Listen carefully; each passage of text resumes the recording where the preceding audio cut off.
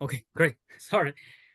So Amazon's stock price actually has experienced a huge swing in about 2 years. So in year 2022, the Amazon stock price dropped by more than 50%, from about $175 per share to about $80 or $70 per share, the lowest, at the end of 2022. And then it went back on, it completely recovered in another year. Okay, so if you actually were investing and capture this opportunity, you could make a lot of money. So the question is, right, what happened? And can we predict it? And I would say it's actually closely linked to operations, and which is predictable. All right, let me start with this, and then, so my name is Yao. I'd like to share a new course module on inventory analytics and stock market intelligence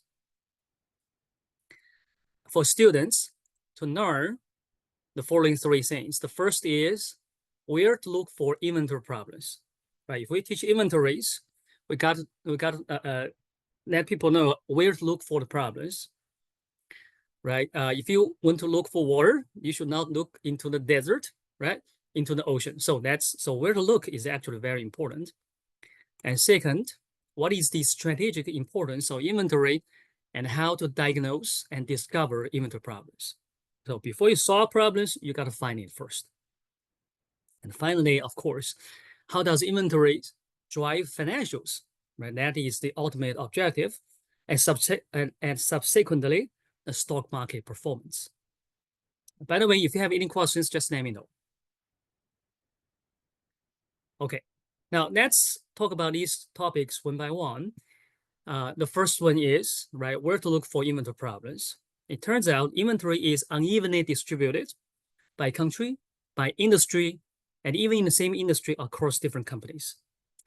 However, inventory problems is quite persistent, right, over time. So if you have an inventory problem in the past, you may have the same issue in the future. All right, we're going to do this using a lot of data. Okay, so where is inventory? If you look around the world, right, you will find inventory is highly unevenly distributed, right, across different countries, right? As we can see, China holds the world's most inventories, which is followed in dollar value, right, which is followed by United States, Japan, Germany, and so on. You won't be able to see that so clearly. So let's look at the bar chart, right? In bar chart, you can see China is carrying almost doubling the double amount of inventories of United States. And United States is doubling Japan, which doubling Germany, and so on and so forth. Right. So if you're an inventory expert, like to find a job, right? That I think you know where to go. Right. Okay. Now, inventory is not only unevenly distributed across countries. If you look at a specific country, let's say United States, and I show a lot of number here, inventory is unevenly distributed, right, across different industries. Let me just pick a few industries here, from automobile, right, consumer durables and apparel, retailing, and so on and so forth. You'll find out, right, here we have the median of inventory over total assets, right, for these industries. And you can see, just look at the median, right? You can see, first of all, inventory is not evenly distributed across different industries. Some industries carry huge amount of inventories, while others do not, right? Look at the median, and we can see that consumer durables and apparel, these are the manufacturers of washing machines, apparels, of luxury items, and so on. They carry the most inventories. The median is 25% of their total assets is in inventory. So 1/4 of their total assets is in inventory. And the worst case is 63%. That's 2023 data. Okay. Now, some other industries carry huge amount of inventories, includes retailing, of course, right? Food and stable retailing. That's the retailing that sell specifically food and beverages. right? And also you can see automobiles and components, food, beverage, tobacco, and even technology hardware like cell phones or computers, right? But some other industries like banks, right, software services, and real estate in the U.S. carries very little inventory, right, as indicated by the media. Now, let's change to a different country, right? We can change to Japan, to other European country, and also China, for example, here, right? Let's use the same measure. That's inventory over total assets. We observe many things similar, right? For example, some industries carries huge amount of inventory, right, while others do not, right? Such as retailing, right? Consumer durables and apparel, right? The same thing as United States, and technology hardware, and so on. Now, there is also an important difference. If you look across different countries, now in this case of China, we can see China's real estate, right, carries the highest level of inventories, right? The median is 30%, right, of their total assets in inventory. The worst case is about 65% of the total assets in inventory. Right, this is not only, this actually is a disaster, right? Okay, now let's use a different measure. We used the inventory over total assets. Now let's use inventory days, right? Let's measure inventories in comparison to demand. And we'll observe something slightly different, right? Now, the major observation here is inventories is not evenly distributed, right? Even among companies in the same industry, right? For example, right, you see consumer durables and apparel, which carries most inventories, and that's the industry in the U.S. carrying most inventories, right? You can see the median is about 142 days, right? But the best case is about 60 days, and the worst case is about 380 days, right? There's high disparity, right, in terms of inventory across different companies in the same industry and the same country. Now, what's interesting is if you look at pharmaceuticals, right? In terms of total assets, inventory is not a huge issue, right? But if you look at inventory dates, it actually is a huge issue, right? On average, not on average, the median is 208 days inventories for pharmaceuticals. The best case is about 50 days, and the worst case is more than 1,000 days. And think about how many drugs and and raw materials they were carrying, right? 1,000 days, and that's a very long time. And what's relevant to everybody's life is the food and staple retailing. That's the grocery shops, right? The average, the median days is about 1 month, right? Best case is about 19 days, and the worst case is about 1 month and a half, right? So you know where to go shopping, right? All right. Now let's look at a different country at exact same measure. That is the inventory days. There are certain similarities and disparities and also differences, right, across different countries. And the most notably, we'll find out the food and staple retailing in China was carrying way more inventories than their peers in the US, right? Median about 2 months, right? And worst case is 285 days. That's food and staples. And there's also another significant difference, right? If you look at real estate, right, for China, the median inventory dates for the real estate companies is about 1,000 days, and worst case is more than 4,500 days, right? Which is amazing, right? So if you work on inventory, so if you're inventory expert, you know where to look for problems. Now, inventory is unevenly distributed by country, industry, and companies, but it's quite persistent over time. So if we plot the median inventory dates, for example, right, over time, right, for different industries, we'll find out, right, for industries such as healthcare in the US, it consistently carries the highest inventory dates, right? So which means actually it's quite increased a lot recently, right? Which means if you used to have inventory problems, it's very likely you're going to have it again in the future, right? And in the US, what's following healthcare is actually IT, information technology, especially the hardwares, and consumer staples, of course, right? And the industry carry the least inventory, right, is energy all the time. Now, the same observation can be made for China, for example, right? If you look at the inventory dates, right, of different industries, the median inventory dates of different industries over time, you'll find out real estate consistently had the highest inventory levels, way beyond everybody else, right? And which is followed by healthcare, and the industry had the least inventory days is also energy, right? So the point I would make is, right, inventory problems, right?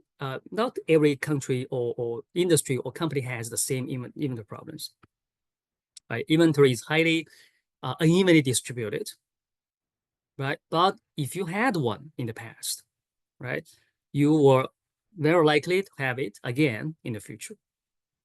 So let's summarize the first learning objective. So where to look for inventory problems. So it turns out US and China, different countries may have slightly different scenarios, right? For US, consumer durables and apparel had the highest inventory issues or levels, right? So 25% of assets is in inventory, which accounts for about 140 days.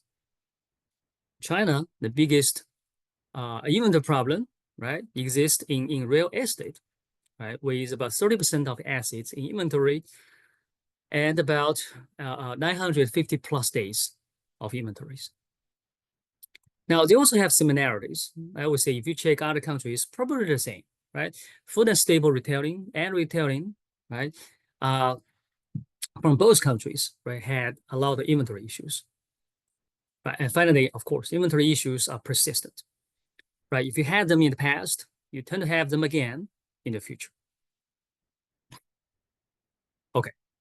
Now, these are all just descriptive, right? Analytics. So students will know where to look for inventory problems for which industry, which country, and which companies. Now, let's move on to the second topic, right? Inventory is rarely the purpose by itself. Right? The purpose is often financials and stock market performance, right? The ultimate purpose. So the question is, right, how may inventory drive financials? Now, let's look at US retailing, for example, right? We did a lot of explorative study and find out several interesting observations. And the first one is, right, faster inventory dates, faster inventory turns, right, drive down SG&A cost for retailing, right? So we did a value driver analysis, right, with x-axis being the inventory turnover, and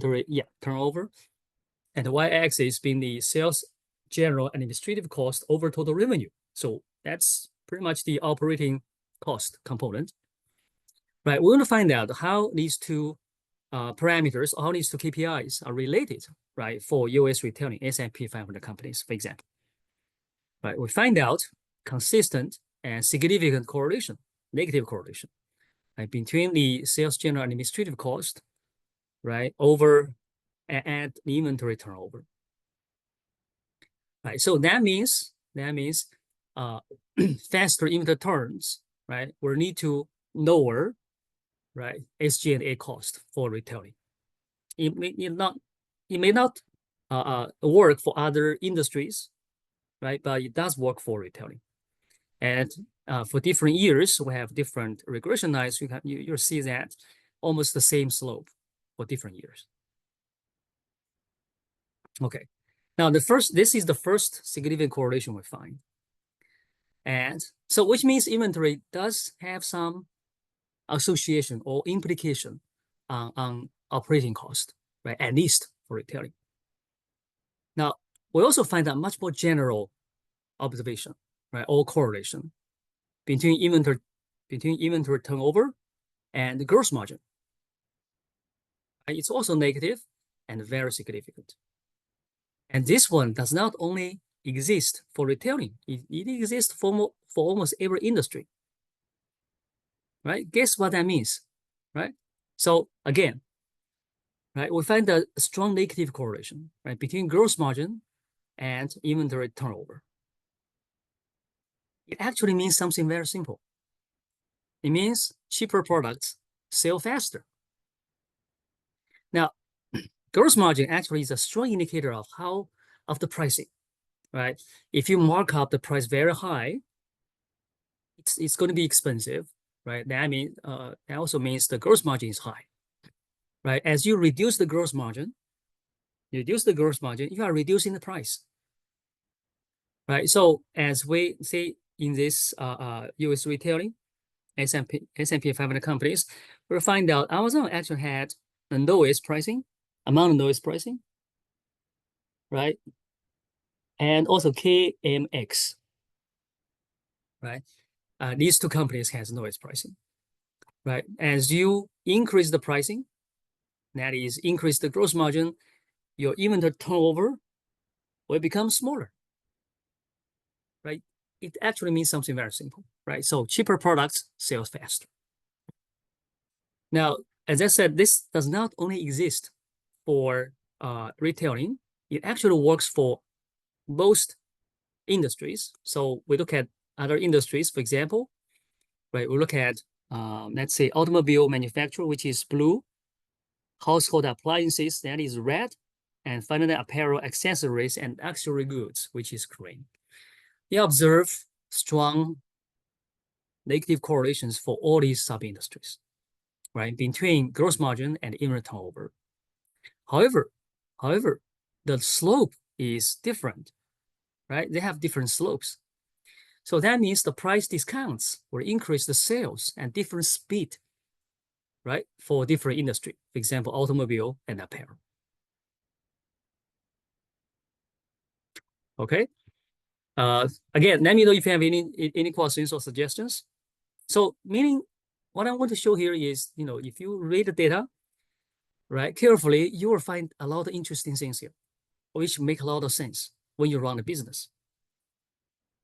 All right. Now let's move on. All right, let's move on to the best part of today's sharing.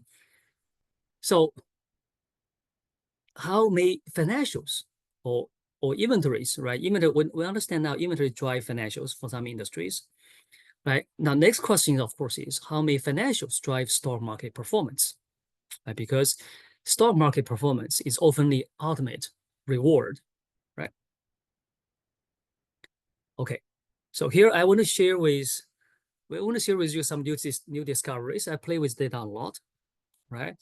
And we find out, right? I will show this slide momentarily, but here I just want to tell you the conclusion, right? So I run this regression, right, for every one of the 24 industry groups. I'm going to show you later, right? I find out robust and significant correlations, right, between market cap and net income for almost every one of them, right? And this is a huge data set, right? 2023, we have more than 5,000 US companies headquartered in the United States, right? Across 24 different industry groups, right? All kinds of industries, right? And I found robust and significant correlations, right, between market cap and net income, right? Market cap is the stock market measure. Net income is the important financials, right, for almost all of them. Right. Now, before I share the the information live, I also want to point out another significant and robust correlation I find, that is between market cap and operating cash flow or total cash flow from operating activities. Right. I observed the same thing. Right. Although the slope may be slightly different, right, because the KPI is different, but the correlation is very robust and significant for almost all of these industry groups.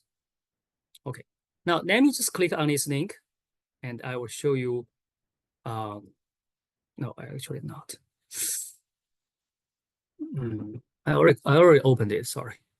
Let me just share this one here.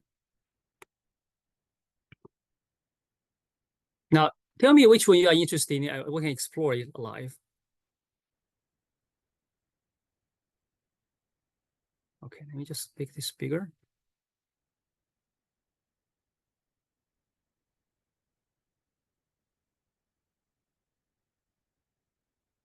Okay, here we go. Now, let me just go to that page.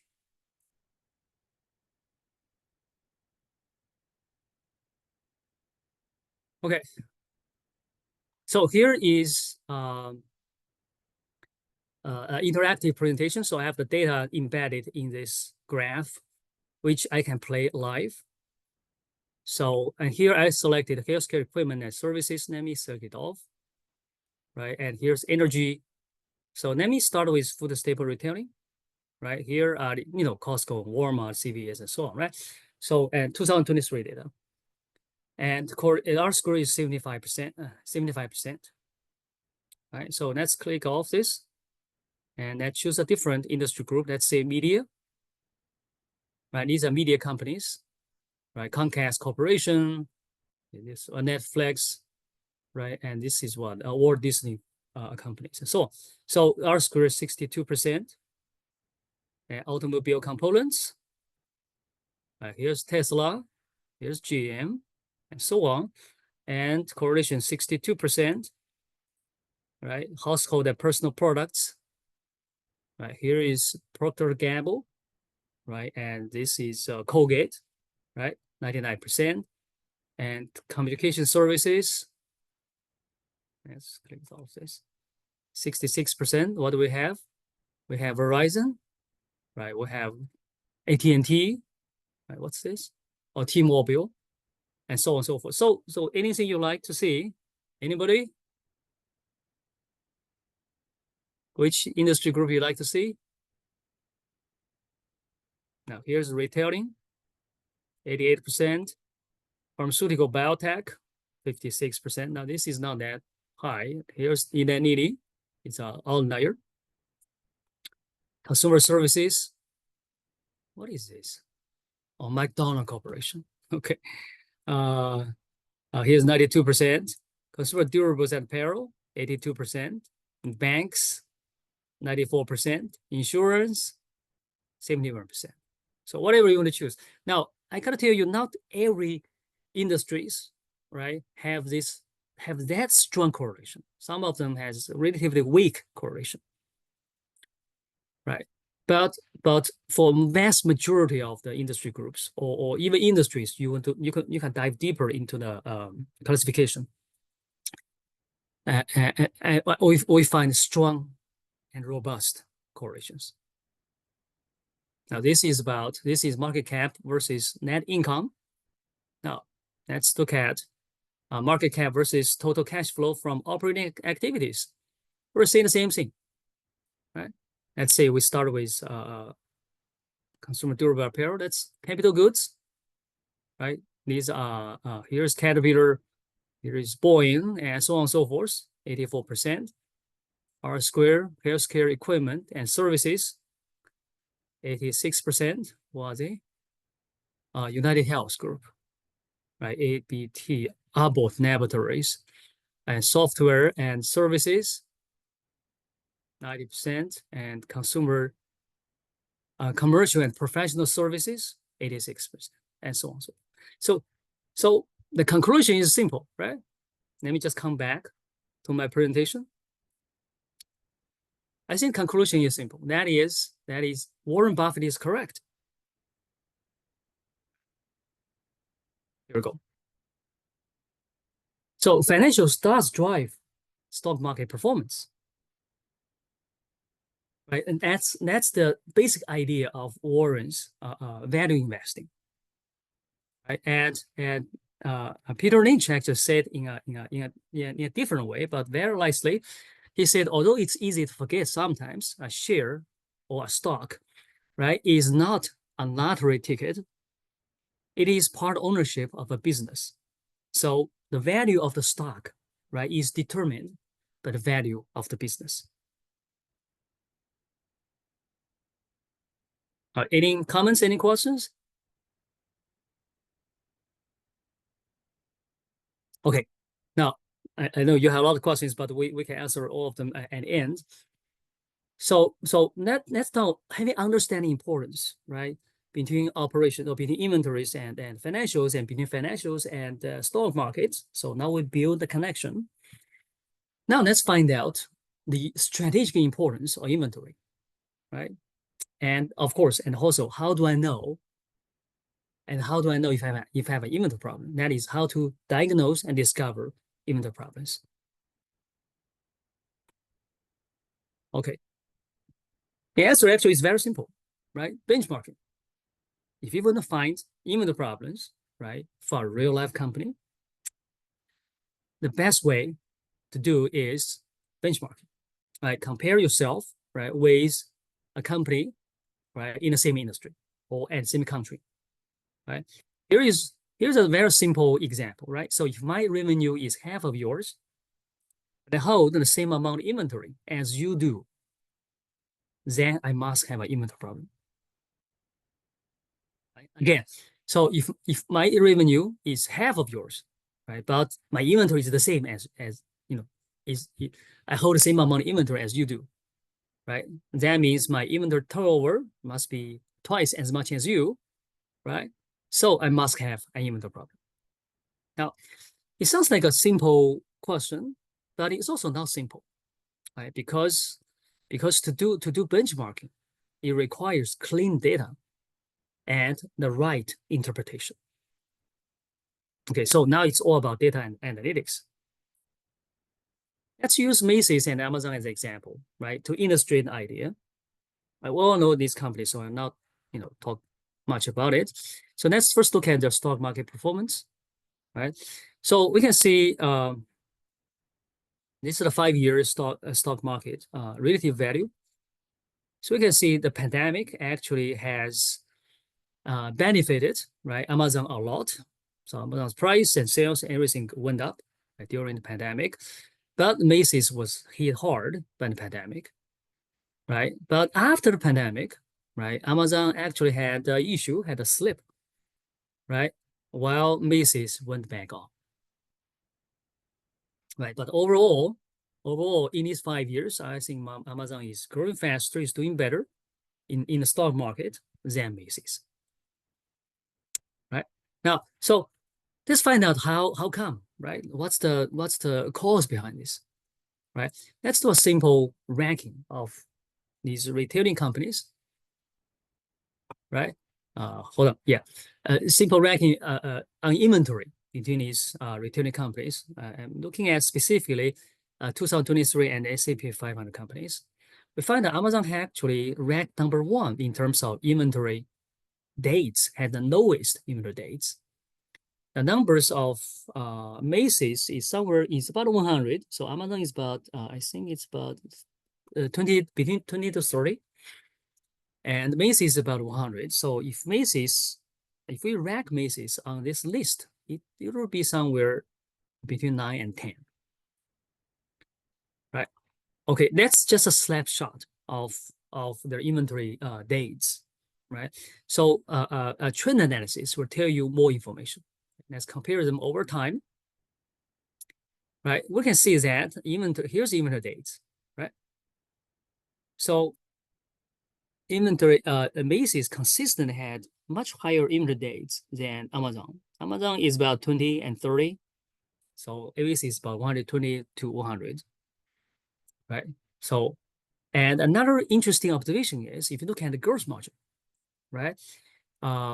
Macy's was consistently about 40%. It does dropped during the pandemic, 2021, right? But then went back up, right? And Amazon used to be 20% something. Then went down to about 15% and stayed for a very long time, right? Recently it went up a little bit. Do you know what's the meaning of this significant difference in gross margin? it actually it's very meaningful from the customer's perspective, because that means Macy's had a much higher pricing on their products than Amazon on average. Right? What's gross margin? Gross margin is revenue, right? Over, in some sense, revenue over cost of goods sold. Remember, they are retailers, right? So they bought in products from suppliers and then sell it to you, right? Resell to you after a markup, right? Now, the markup of Macy's is around 40%. Although they dropped the price during pandemic, but then, they restore that price again. Now, Amazon was about 15% all these years. Right? So the conclusion is very simple, right? The interpretation is very simple, right? Macy's had a much higher pricing than Amazon, right? For example, if they brought in the same product. Now, with much lower pricing, we can understand Amazon can grow much faster, right? That's the total revenue over time. We can see Amazon's revenue grows much faster, right, than Macy's. Macy's almost stay the same. And finally, if you look at net margin, right, even with, let's say for Amazon, for Macy's, even with a much higher gross margin, Macy's was making about the same net margin, even lower sometimes, than Amazon. Right. Now, of course, Amazon had an issue in year 2022, which we're going to talk about a little bit later. Okay, now I think I have two questions here. Oh, okay. Great comments. Let me come back to this. All right, now let's use, oops, sorry. So now let's break down the revenue, right? To answer the question, why would Macy's, right, making almost less money, less profit, right, than Amazon using a much higher pricing, right? So we break down the revenue, we'll see, right, this is the cost of goods sold, right? Macy's is about 60%, Amazon is about 84%, right? So if you look at Macy's, right, cost of goods sold is only 60%, which leave a lot of space for revenue. However, that was taken, right? Now this is the pricing. That was taken by a lot of cost, sales, general, and administrative cost, right? For Macy's, about 33%, and for Amazon, it's about 9.7%, right? So a very high gross margin leave you actually a lot of potential to make more profit, but the spending on SG&A is very high, which takes most of the space. That's the point, right? So now for Amazon, the question is, right, how did Amazon achieve such a low SG&A cost, right? All right, so let's look at the asset breakdown, and you will see a significant difference in terms of inventories, right? The industry average is about 16% of total assets. That's the average, right? For Macy's, about 25%, and Amazon is about 6.3%. So Amazon inventory is really, really low, right, as compared to its size. And we recall that for retailing, faster inventory turns drives down SG&A cost, or is at least associated with SG&A cost. So now we can see how did Amazon, right, achieved a higher or at least equivalent profit, right, with and lower pricing by managing inventory, right? So here's the strategic importance of inventory from the retailing's perspective, right? So Amazon was able to manage inventories much better than Macy's, which can reduce its SG&A cost, right, with a significantly reduced SG&A cost, right? Amazon can offer lower pricing and still make more profit and grow faster, of course, in the same time.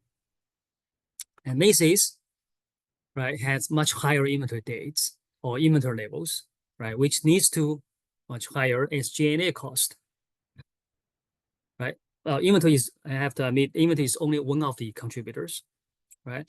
And there are many other things come into play as well, but inventory is one of the major ones. So the result is with higher pricing, so Macy's have to raise the price because that otherwise it won't be able to cover its cost, right? Even with higher pricing, it made less effort, and because of the higher pricing, it grew slower,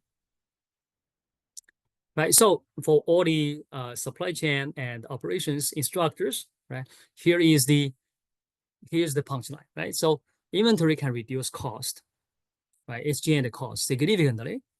So you can offer a lower pricing, right? Even with no pricing, make more profit and grow faster.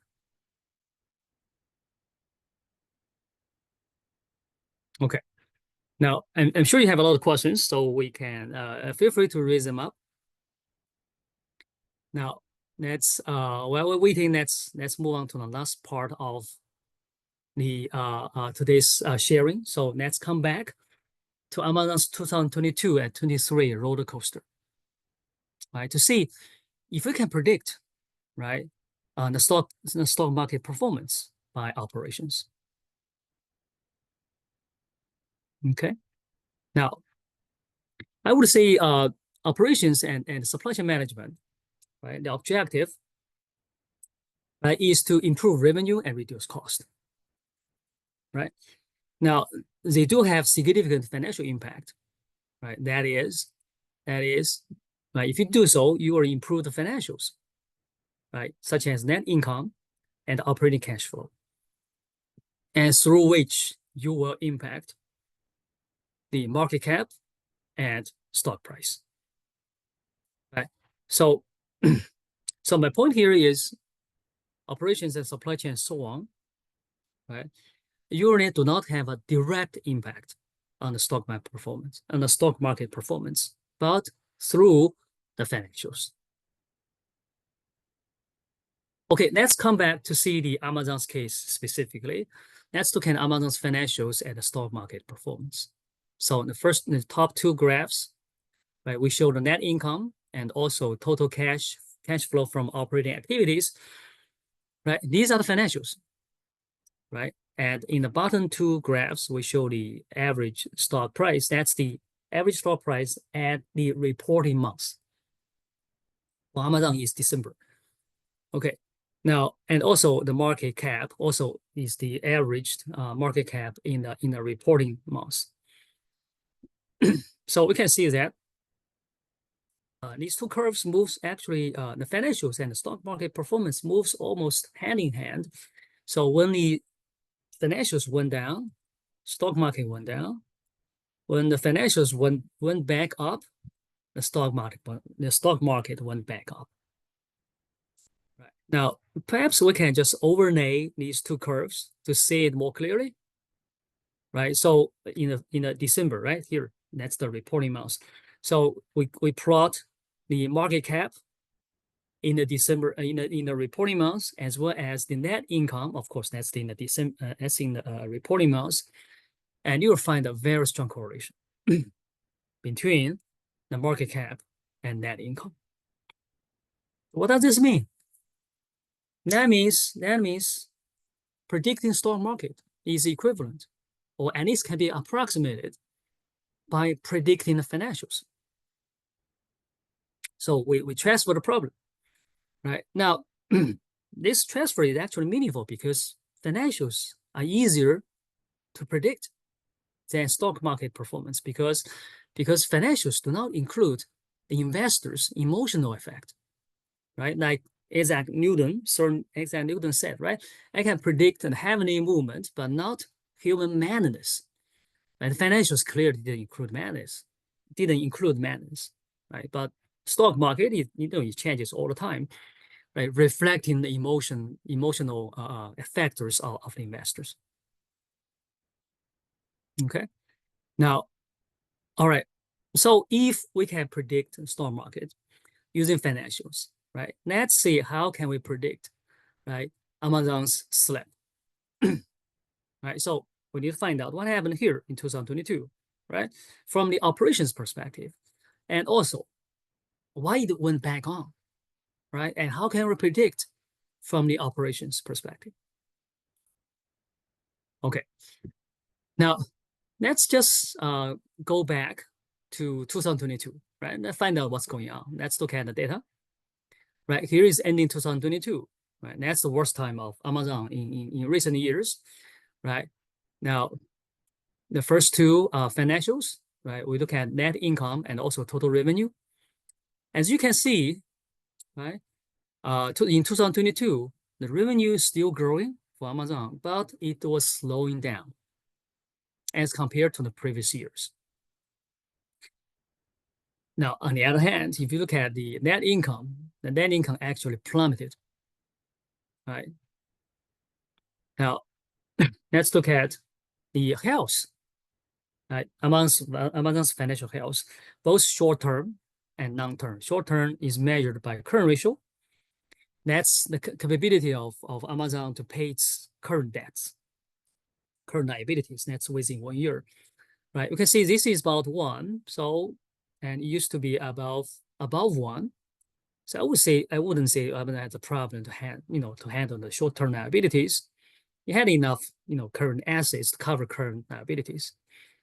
Now, if you look at the overall liabilities, right, it's actually getting better, right? The liability asset ratio actually is getting lower over time, right? So meaning revenue did slow down, right? Profit dropped significantly. However, the company is still very healthy in both short term and long term, right? So no panic. Amazon is not going under very soon, right? All right. Now this is about profitability and health. So we'll just make sure this is Amazon still healthy. And now let's look at operating efficiency, right? So first we look at cost of goods sold. Right, cost of goods sold. We find out cost of goods sold is consistently 86, 87% of the total revenue. It doesn't change, right? It's very consistent. So that means this definitely not a sourcing issue, right? No significant issue with suppliers. And now let's look at inventory days. It might increase a little bit, right? Even if inventory is an issue, it's not a major issue, at least for this specific case. However, if you look at labor productivity, that's revenue divided by how many employees they hired, we find out a significant drop during the pandemic, about 20% drop, which is actually a huge issue. Hire too many people, they overexpanded, right? And finally, if you look at the sales general and administrative costs over total revenue, right, the operating part of the cost, right, we find out it's quite a significant increase, about 4% increase, right, as of revenue, right, over time. Now, this is significant because Amazon's SG&A expenses, that's almost 50% of Amazon's SG&A expenses, at 4%. So let's break down the revenue to find out the cost of the slip. Right, we compare specifically 2021 and 2022's cost breakdown. I'm sorry, revenue breakdown, right? We can see that. So we have cost of goods sold, we have SG&A expenses, R&D, depreciation, all kinds of cost components. We find out two significant difference, right, between 2021 and 2022. First is the other cost. Now I'll explain what's the other cost in the next slide. So in 2021, it was negative 2.8%. 2022, it becomes positive, about 4%. So that's about 6% difference. That's enough to cover all the profits. And another significant difference is SG&A cost, right? In 2021, it was 8.8%. In 2022, it was 10%. It was 10.5%. So now you know where the problem is. The problem actually is the sales still down, but cost ballooned. And the balloon cost is due to an overexpansion, right? Overexpansion meaning they expanded too much, beyond the growth of the demand, right? So let's look at Amazon's turnaround strategy. So immediately Amazon realized the problem. Now, the reason I know it because the action actually direct address the issues, right? Massive layoff and reorganization starting in 2023. So what they do? What did they do? They actually had a drastic cost-cutting measures from ending experimental projects to pausing grocery store growth to cutting jobs. And there's a lot of projects that was developing, and of course they all get cut off. They stopped expansion and they lay off a lot of people, and they also raised the price a little bit. Now, if you know this, what would you do as an investor? What would you do at this time? Right. The issue is if you know the problem of Amazon and also Amazon's strategy to counter to fight against this problem, what would you expect about its stock price? So I would say that's a rebound case, right? A strong buy, because the problem is very clear. It's operational. They just spend too much, overexpand too much, right? And the action they take to address that issue is actually the right solution, right, to solve that issue. And as expected, Amazon rebounded in 2023. Right, that's 2022 stock price data, and here is 2023. It went back on. So both its stock price and financials, right, recovered. All right, now you may think Amazon is just an exception, right? Well, think again. Here is Macy's data, right? Now Macy's reporting month is January, so we have to use January data, right? So you will see exact same correlation between market cap and net income. So at least for Macy's, you can predict the stock market using financials. Well, now both Macy's and Amazon are in retailing. Is retailing a special case? The answer is actually no. If you look at your favorite, which is NVIDIA, it's high tech, semiconductor, right? You'll find the same correlation. Market cap, net income. So at least for NVIDIA, you can also predict the stock market performance by financials. And well, we would not have enough time to cover all the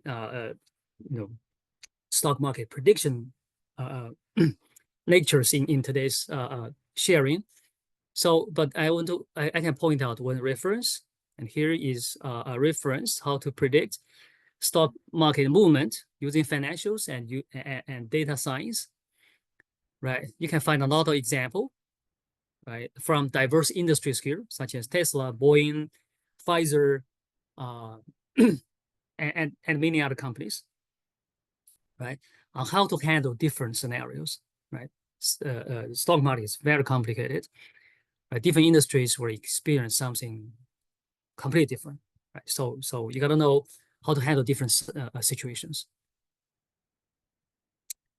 And that's about it. So let me recap and feel free to ask any questions. So inventory, and so we shared a new course module on inventory analytics, right? And for students to learn 3 important things, right? The first is, right, inventory is highly unevenly distributed, right, across countries, industries, and companies. So you got to know how to, where to look for inventory problems. Right, which direction to look. Right. Second is inventory can be of strategic importance. And benchmarking and data analysis, right, is the key to diagnose and discover problems. Right. And finally, inventory and more broadly operations, right, can drive financials and subsequently stock market performance in a predictable way.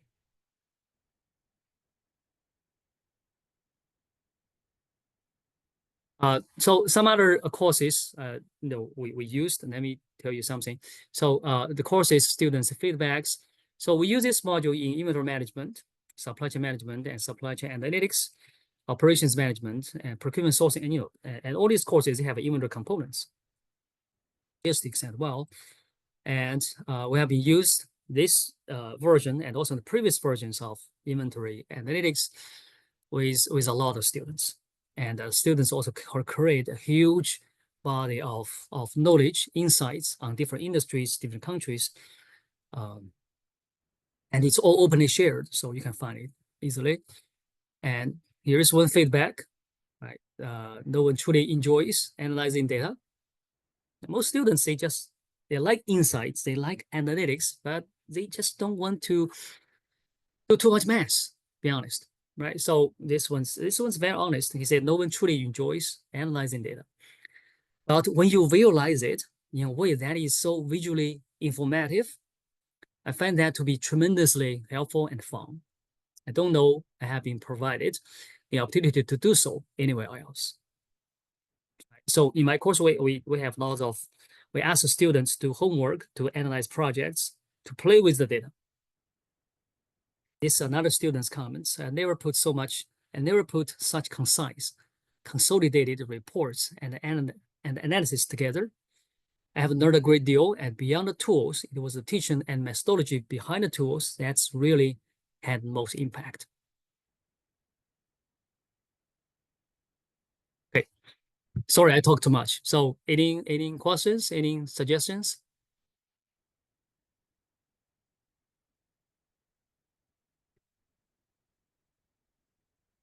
So let me come back to see some of the questions. So Direct says, what about the firms that straddled multiple industries? Well, that's a good one. CVS was listed under food and stable retailing, but companies also built major segments. Okay. Yes, that's a very good point, right? Some companies actually is in multiple industries. They do all kinds of things.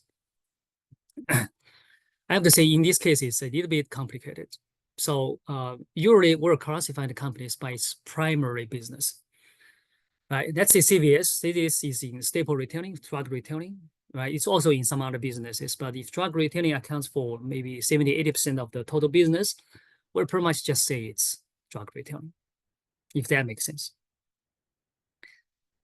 Now, Warren says about inventory reflects issues such as value of products, demand uncertainty, and supply uncertainty, which can reflect production economics, right, lead time, and so on. These issues can be quite different, even for companies in the same industry. I would say the different. Okay, yeah, right. Yes, there's significant disparities and also differences, right? Even for the same company, managing inventories in the same region.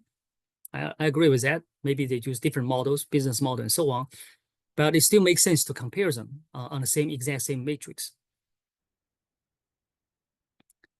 And last question is, earlier you mentioned that apparel industry in Karen has one of the highest inventories in US.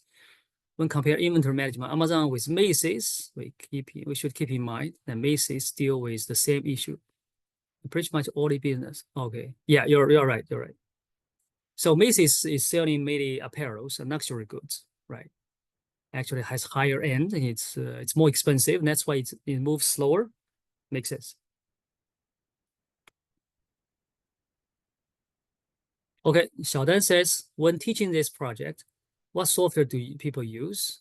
There are many software you can use. You have the data, but actually the software is not a big issue. The data is the big issue, right? You need clean data, and the data from companies from different countries. I know a lot of resources, and here is one I use. It's really a free database. Let me just share. Let me just okay. Let me just close this. Sorry. Okay. Oh, this is my presentation. Here we go. I use this database. It's called supply chain data.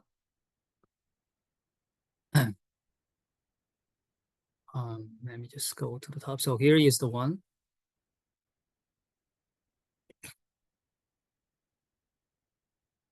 The most important tools you need to teach a data intensive course like this one is a database, right? Let's just go to the introduction of this database.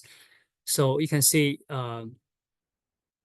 so you need clean data and also globally standardized data. So when there's inventories, they mean the exact same thing, for example, right? So, and this is one database we use. Of course, you can also use Bloomberg. You can use S&P Global Intelligence, and Yahoo, and so on. Right? I think Yahoo is free, but you have to download data yourself. Now, for all the other resources, there's a charge, monthly charge, which is not very cheap. It's actually quite expensive.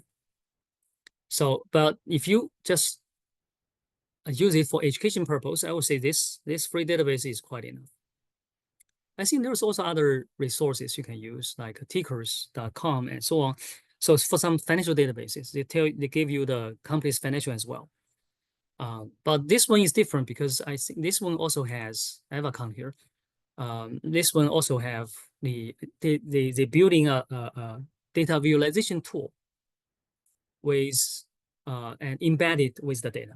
So it's very easy for you to do analysis, right? With a few clicks, you can pretty much just you can play with the data in some sense, right? Like this one, right? This is my presentation, and you can also access it publicly.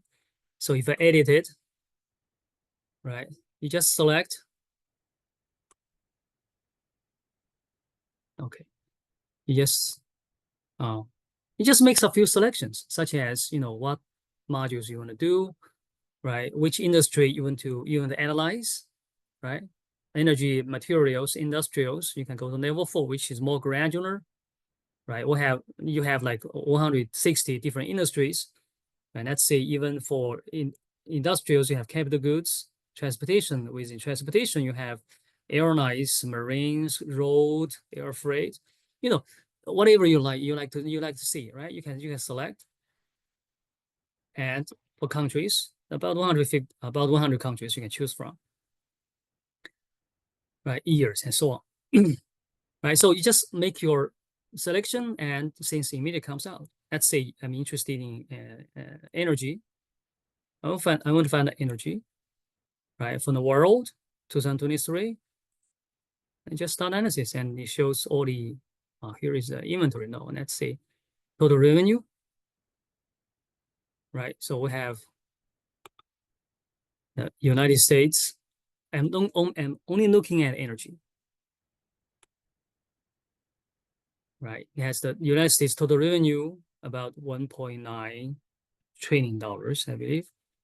And China is about $843 billion, right? If you don't like the map, you can use chart, and you can download pictures and so on. So let's open up. Okay. Now, all my materials are also online. Let's see. Let me just close it. I'm not safe. So you can find out. Oops, not here. So you can view it.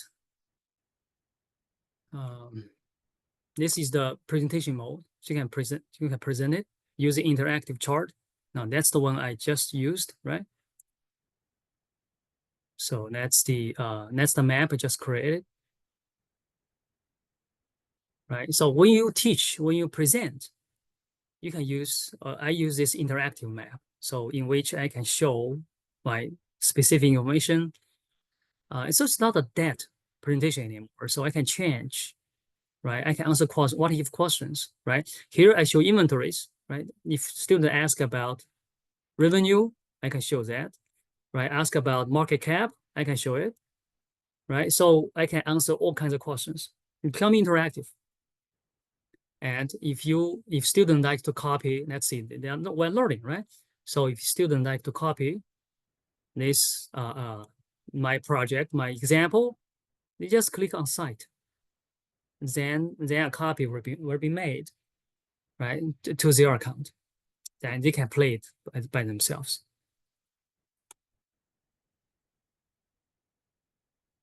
Okay, any other comments, questions? Yes, I had a question. So do you create an assignment for students from here? Or like is it different? Just to make them understand the subject, or they actually do an assignment? They actually have to do assignment. Here's my assignment. Let me show you. That's a great question. Here's assignment. No, I want them to do something real, especially if they are let's say executive programs, or if they are MBA students. I want them to do something on their own company. Mhm. So here's my assignment, right? For this particular lecture, I ask them to find out industries and companies, right? For example, which industry and companies inventory is important, right? So I ask them to explore data, not just listen to my lectures, because it's that. I want them to use the methodology, right, to find out problems of their own interest, right? And that's the first assignment. So look for inventory problems. And I also ask them to find correlations between inventories and financials, right, to search for it, right? And also, right, to pick an industry and a few companies to compare them side by side to see which one may have an inventory problem. That's my assignment. So I think the student needs the skills, right? They to solve real life problem, right? I'm not going to just give them like a dead problem, right? Or happened 20 years ago, right? They explore the data, they apply the skills, right? They learn immediately to the industry and company of their own interest. And after they dig out all the insights, I want them to share. I open a discussion board so they can share. And there will be intensive discussions over there. So they will pick they will select the data from your site and then generate, I mean, they do the analysis themselves, they generate the charts and stuff, visuals themselves? Yes. Yes. Yes. I want them not just to generate the chart, but also to interpret it. Sure. Yeah. That's the tough part. Exactly. Okay, thank you. You're welcome. Oops, we're out of time, but so if you like to ask more questions, feel free to stay, and thank you everybody for coming. And tomorrow I'm going to share the another course module on sourcing analytics.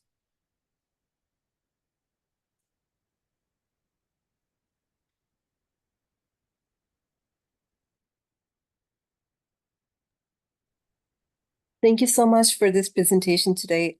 Just a quick question. I think it's in the chat as well. They were wondering if we would have access to this video or these slides by any chance.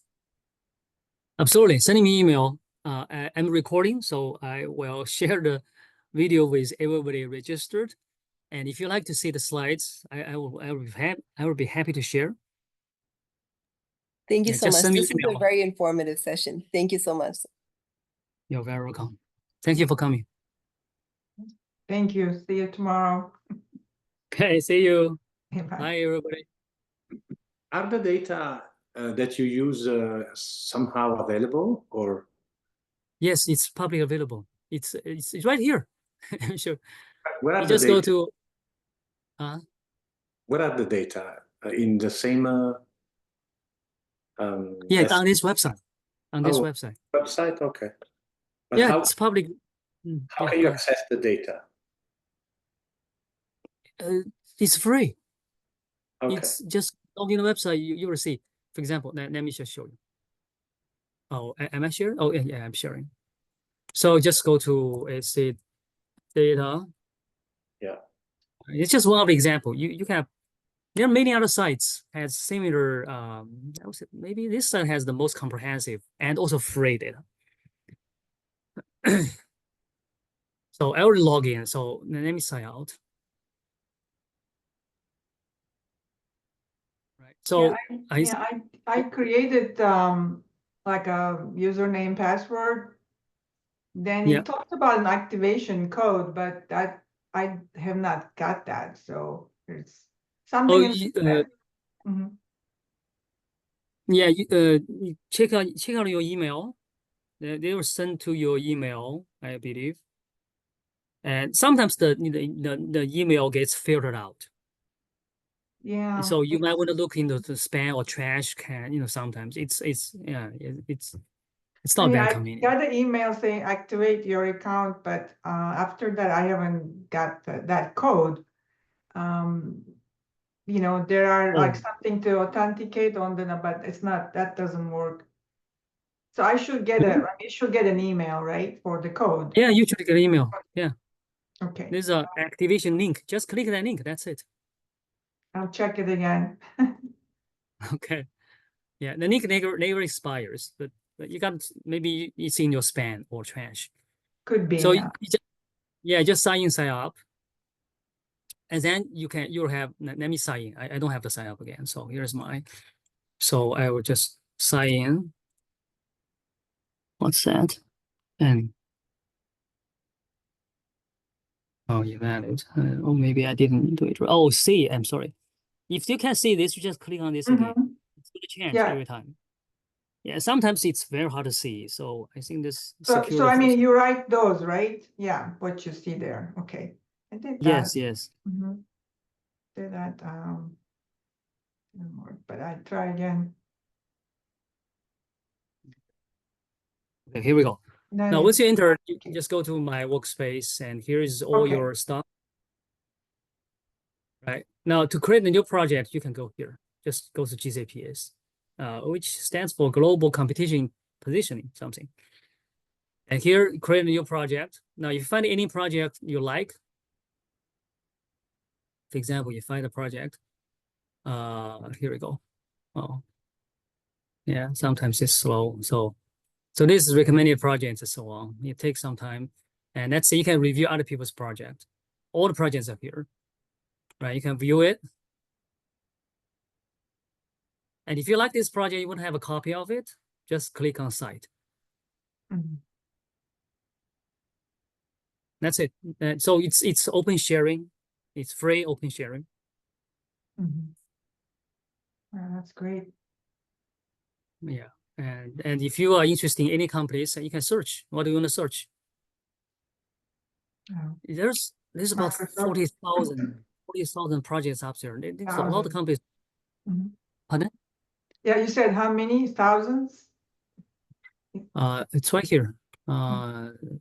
Close. Okay, thank you. Yeah. No problem. About 40,000 Wow. projects. Mhm. Wonderful. Thank you. You're welcome.